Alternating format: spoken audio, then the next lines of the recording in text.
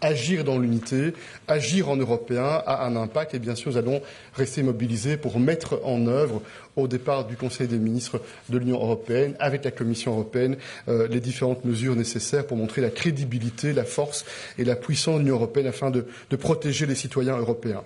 Ce matin, nous avions deux sujets extrêmement importants à l'ordre du jour. D'une part, un débat stratégique sur notre relation avec la Chine, ainsi que la prise en considération d'autres sujets d'affaires étrangères. Et puis, d'autre part, une fois encore, naturellement, nous avons abordé la manière dont on continue à se déployer pour soutenir l'Ukraine et pour mettre en œuvre les mesures dont on dispose afin de faire pression sur le Kremlin. Alors, s'agissant de la Chine, quelques éléments pour tenter de résumer ce débat qui a duré plus de 3 heures. Le but n'était pas d'avoir des conclusions écrites. Le but était véritablement d'avoir un échange stratégique en préparation au prochain grand rendez-vous que nous aurons, notamment la réunion avec les pays de l'ASEAN qui aura lieu à Bruxelles au mois de décembre. Premier élément, il y a un constat que nous dressons. Fondamentalement, le logiciel du système politique et institutionnel chinois n'est pas le même logiciel que celui que nous avons sur le plan de l'Union européenne. C'est un constat objectif. Nous considérons, parce que nous sommes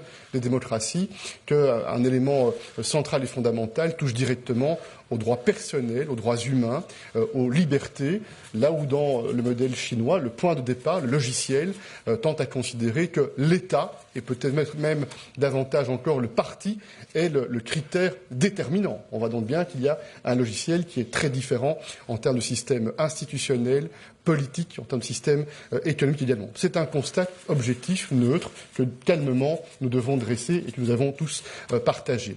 Deuxième élément, cela étant dit, quels sont les différents leviers? Un, nous allons toujours être fermes et debout pour défendre nos principes auxquels nous croyons profondément, la démocratie, les libertés fondamentales. Deuxième élément, nous pensons que l'on doit être engagé pour amener davantage de réciprocité, davantage de rééquilibrage, singulièrement dans les relations économiques entre la Chine et l'Union européenne. C'est un travail que nous devons mener dans tous les sujets et nous allons être déterminés à progresser sur ce sujet-là. Et trois, nous pensons aussi qu'il faut pouvoir engager avec la Chine sur des sujets globaux. L'exemple du changement climatique, l'exemple de la santé sont des exemples évidents qui montrent que sur ces sujets-là, nous souhaitons engager avec la Chine. C'est donc un débat qui a montré une volonté très claire de ne pas être naïf, mais de ne pas être non plus dans une logique de confrontation systématique. Nous avons notre propre modèle à développer, à construire dans cette relation avec la Chine. Et puis, il y a surtout un constat que je voudrais partager avec vous et qui, du reste, correspond à la manière dont le programme du Conseil européen est organisé depuis quelque temps maintenant. Il y a une conviction très très forte, très très consensuelle, très très convergente, qui a été exprimée par l'ensemble des 27 leaders européens, de l'importance de développer réellement cette autonomie stratégique, cette capacité d'être moins dépendant d'un point de vue stratégique, d'avoir davantage d'indépendance sur le plan stratégique, mais également pour cela de renforcer et de diversifier nos partenariats avec le reste du monde. Et c'est pour cette raison-là qu'il y a quelques mois, nous avons tenu ce sommet avec l'Union africaine au mois de février à Bruxelles, qui a été l'occasion de construire les fondamentaux pour une nouvelle relation d'intérêt mutuel dans un partenariat d'égal à égal avec l'Afrique.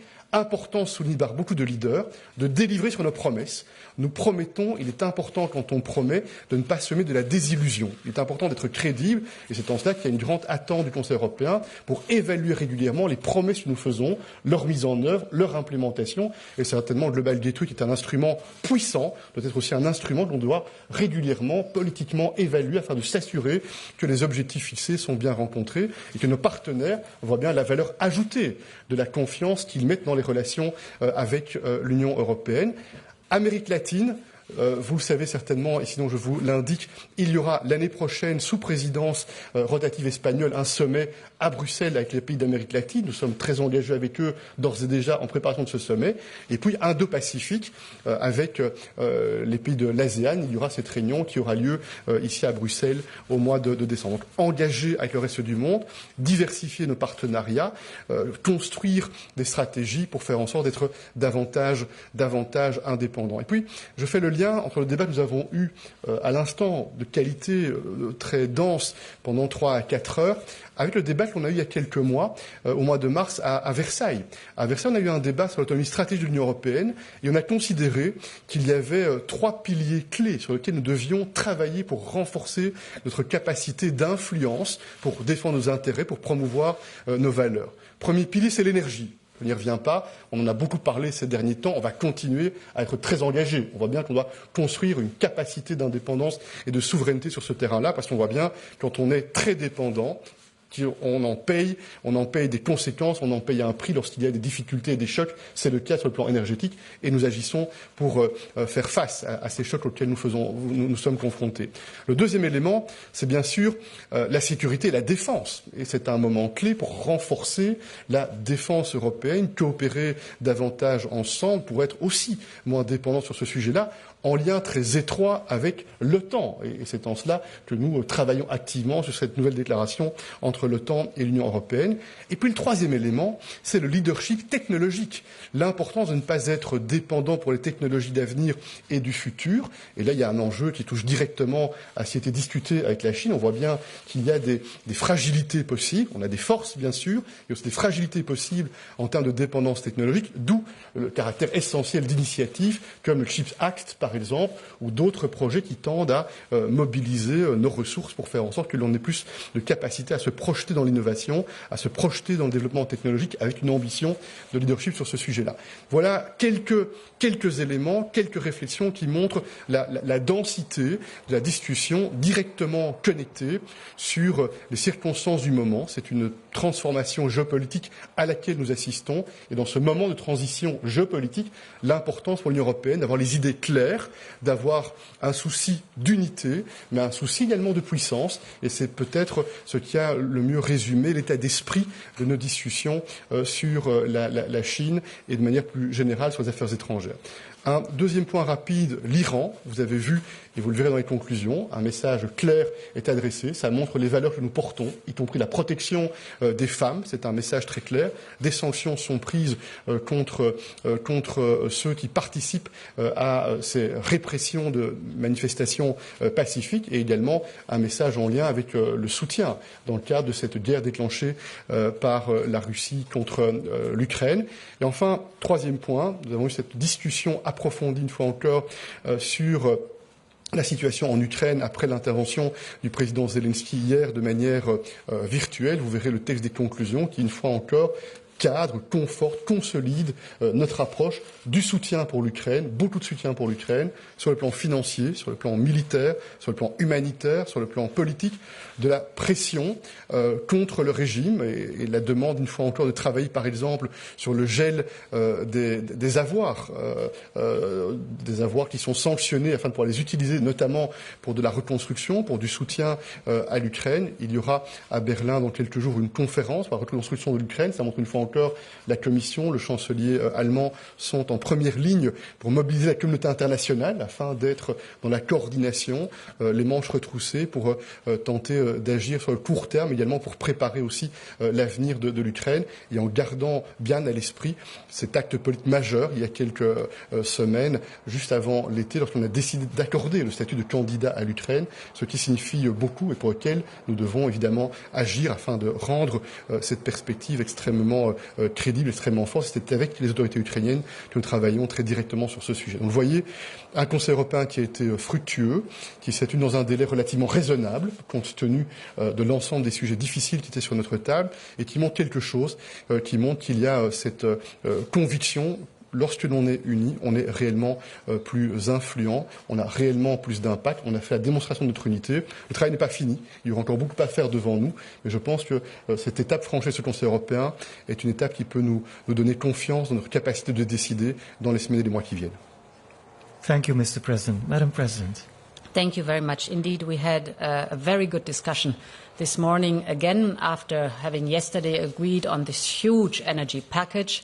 There is a lot of work now ahead of us what the energy is concerned, but the roadmap is very clear, and it was good to have this unanimity, this broad support for the roadmap that we have put forward.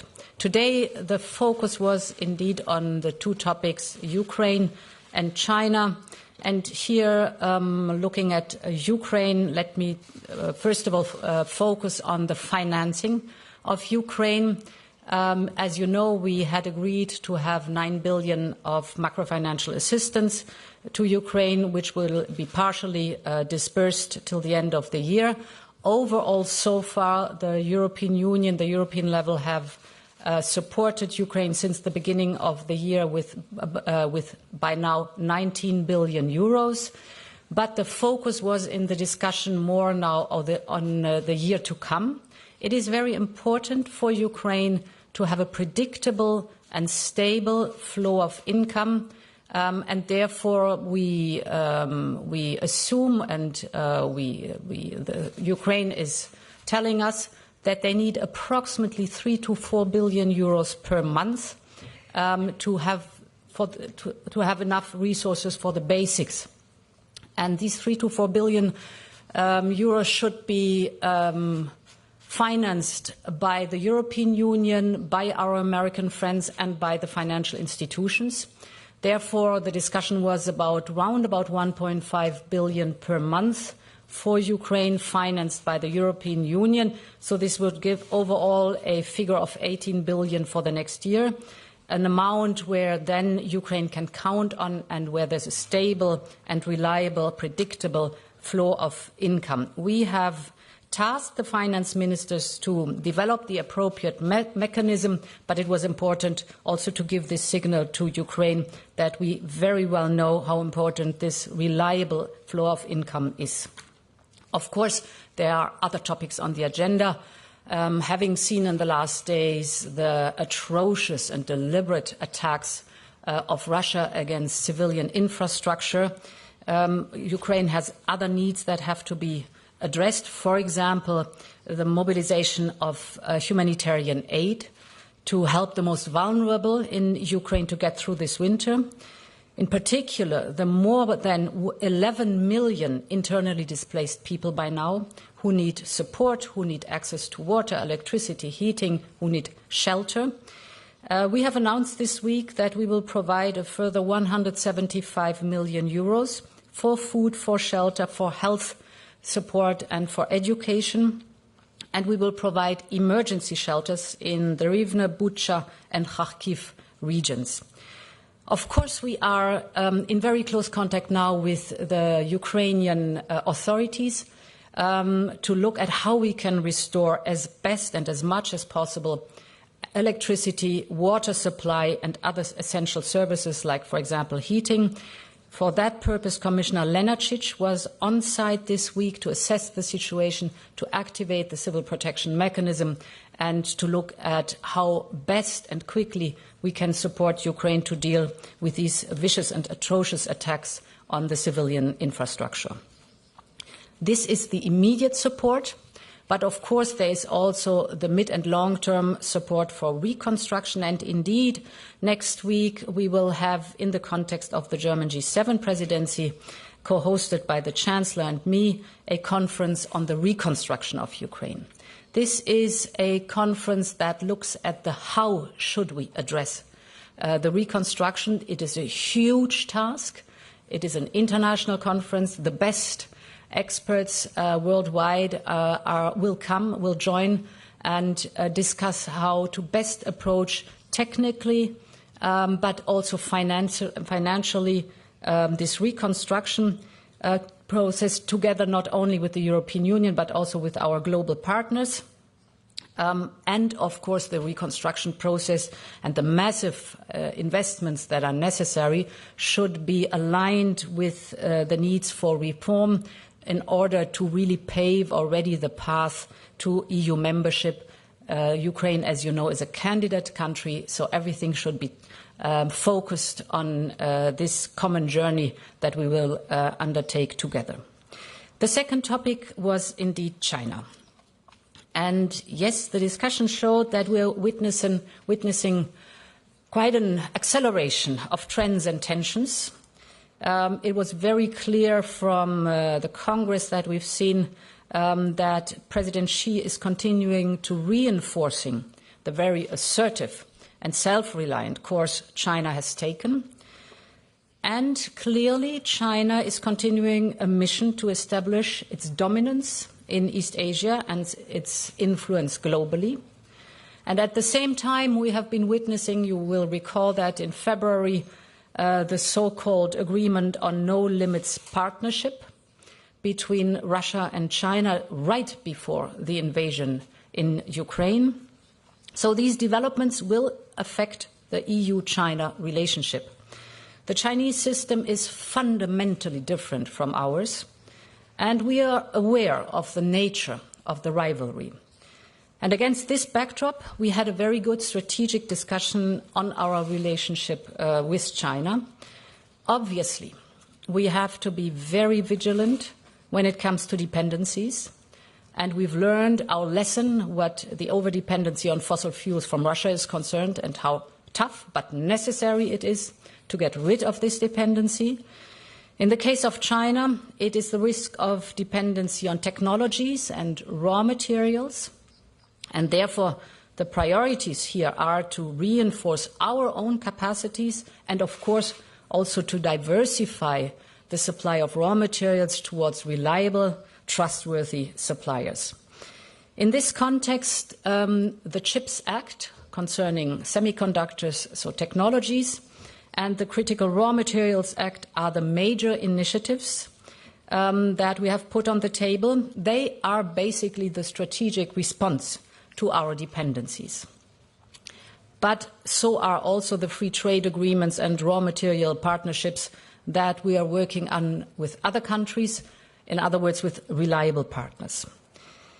The recent foreign direct investment screening is also a strong tool that has been given to us. So with our new instruments, like the International Procurement Instrument and the Regulation on Foreign Subsidies, we will have a new foundation how to approach China. Those two, the International Procurement Instrument and the foreign subsidies, these regulations will enter into force in spring next year. This shows there is a broad approach on the judicial side towards the risks that we see in the relationship with China, also the difficulties to achieve a level playing field, and the steps forward we have taken to solve here the imbalances and to re-level the playing field. I hope we can soon add another layer to that. That will be our anti-coercion instrument. A broad discussion on all these different topics, an excellent discussion and a very good council. And with that, Barend, I give the floor back to you. Thank you, Madam President. Sam, we'll start with you. Sam Fleming.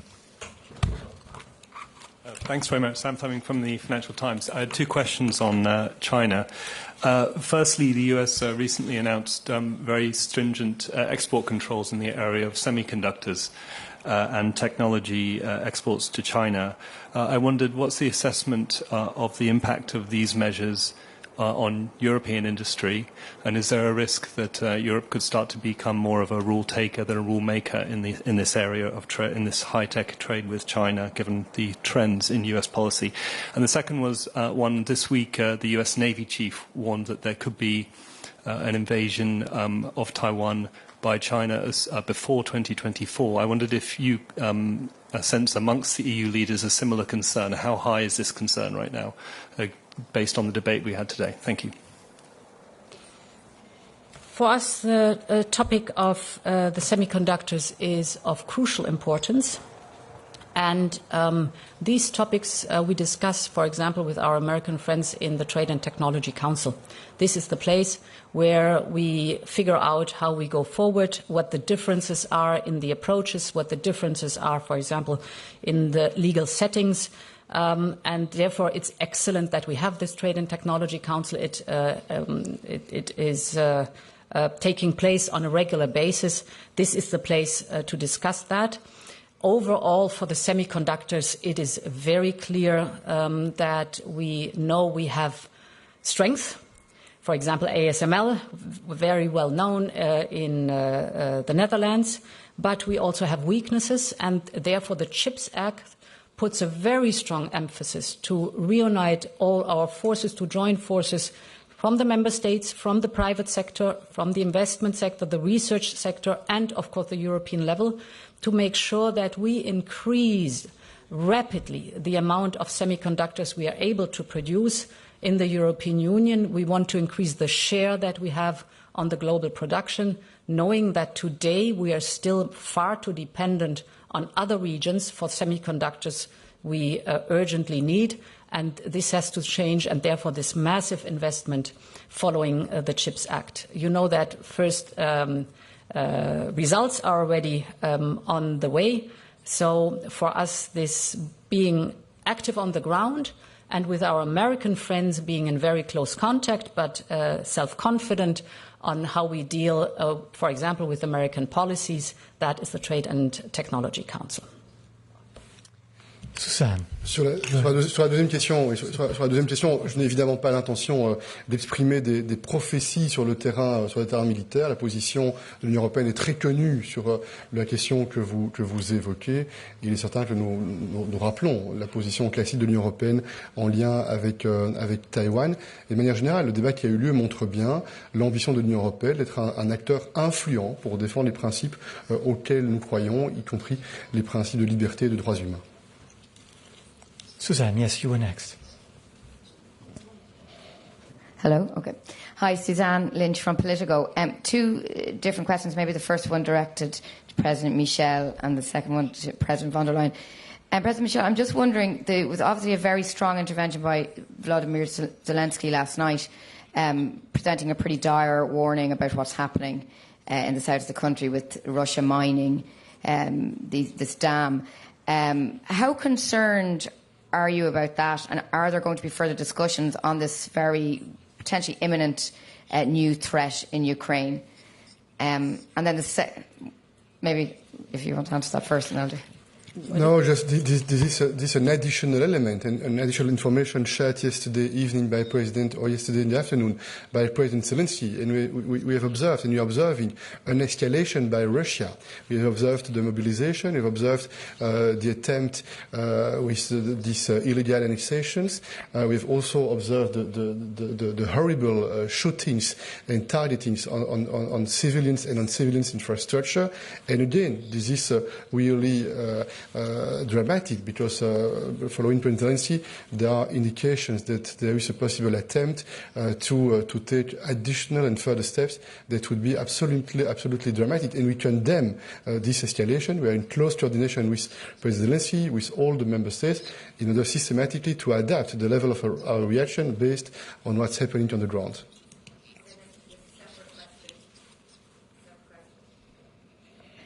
Another question for President von der Leyen. Is it time now for some kind of an EU-wide instrument to alleviate the financial cost of energy? We heard that the outgoing Italian Prime Minister Mario Draghi, mentioned this point. What's the Commission's view on this? Yeah, first of all, there are several steps we have proposed in the roadmap. The first ones, you see the beginning effects already in the dropping of the gas prices today. That is working on a limit of prices at the TTF level. And there with the goal to take out speculation and to make impossible the obvious manipulation that we see partially in the TTF index by Russia. Here we will work on creating a second independent complementary index that reflects better the market reality, taking into account the high amounts of LNG that we have by now.